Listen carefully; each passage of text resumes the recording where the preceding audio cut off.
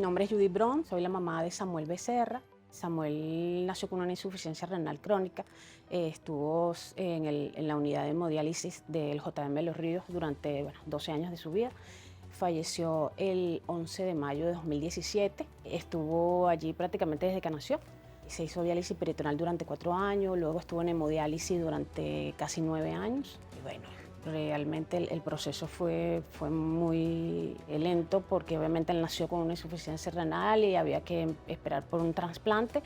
En el caso concreto de los trasplantes de médula ósea, la Fundación Simón Bolívar de PDVSA era la que llevaba este sistema, que no era un sistema, sino era una organización que existía donde se hacía una lista de los niños que realmente necesitaban trasplante de médula ósea, porque en Venezuela no tenemos banco de médula ósea, se carece de darle una respuesta a los niños que tienen esta enfermedad y que además es una enfermedad hematológica que requiere un trasplante, y tampoco se le podía dar respuesta en Venezuela porque eran niños que no tenían donantes compatibles y tenían que salir obligatoriamente.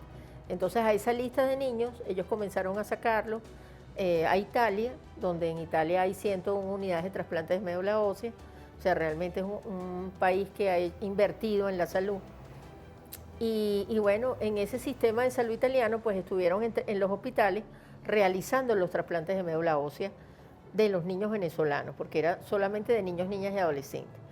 Lo que pasó fue que en el año 2018 esos trasplantes se dejaron de realizar, dejaron de enviar a los niños afuera.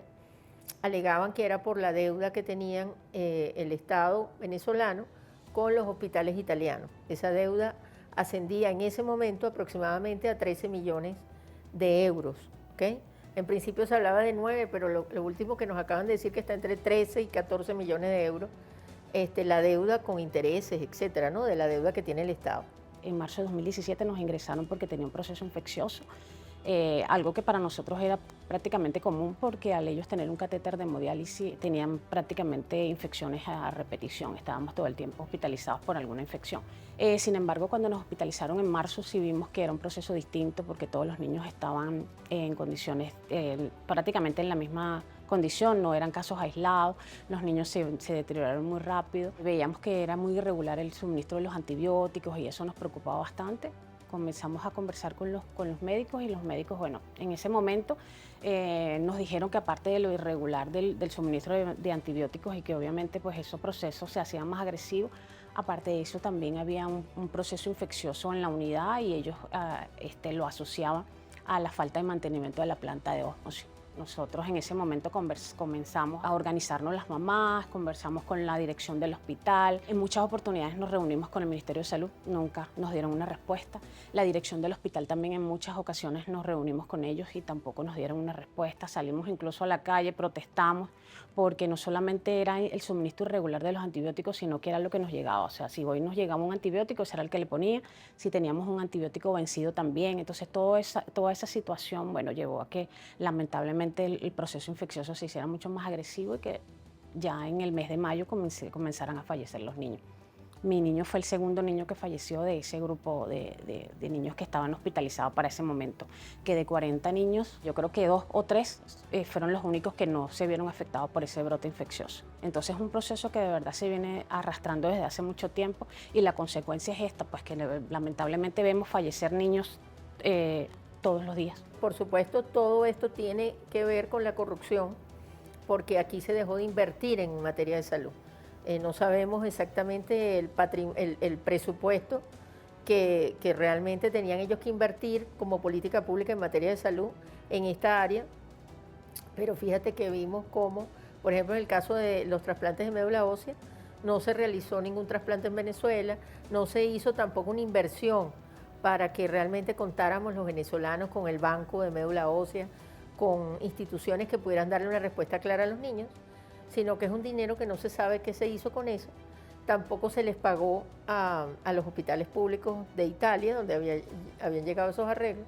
Supuestamente el Estado ha alegado en las distintas audiencias que nosotros sostuvimos en la Comisión Interamericana de Derechos Humanos, porque estos niños están amparados por medidas cautelares de la Comisión Interamericana de Derechos Humanos, y ellos en las distintas audiencias Siempre, por supuesto, alegaban el tema de las sanciones, pero fíjate que toda esta situación con el tema de los trasplantes antes de las sanciones, estamos hablando del año 2014, y en el caso concreto del sistema SPOT, y con el tema de los trasplantes de médula ósea, estamos hablando de 2018, cuando sabemos que en 2017 fue que comenzaron las sanciones, y sobre todo a nivel de personas, personas particulares, no fue por política, ¿no?, de Estado. Entonces realmente por sectores. Nos preocupa porque sí vemos que existe, por supuesto, una gran corrupción, sobre todo en el sector salud, que hizo que no se le diera respuesta a los distintos escenarios de distintos tipos de enfermedades, los medicamentos antirrechazo, los medicamentos, los antibióticos, los medicamentos básicos con los que debe contar un sistema de salud, pues bueno, han sido todo lo contrario. Las personas no han podido lograr obtenerlas en las farmacias de alto costo como debe ser, con la regularidad, y eso ha complicado todo el panorama. Considero que el fallecimiento no solamente de mi hijo, sino del resto de estos niños, ha sido por falta de políticas públicas. Creo que si el Estado garantizara el derecho a la salud de nuestros niños, no solamente los antibióticos, los tratamientos y el mantenimiento correctivo de los equipos que necesitan los niños para tener una buena salud, de verdad que nuestros niños no hubiesen tenido que fallecer o ni siquiera falleciendo a diario.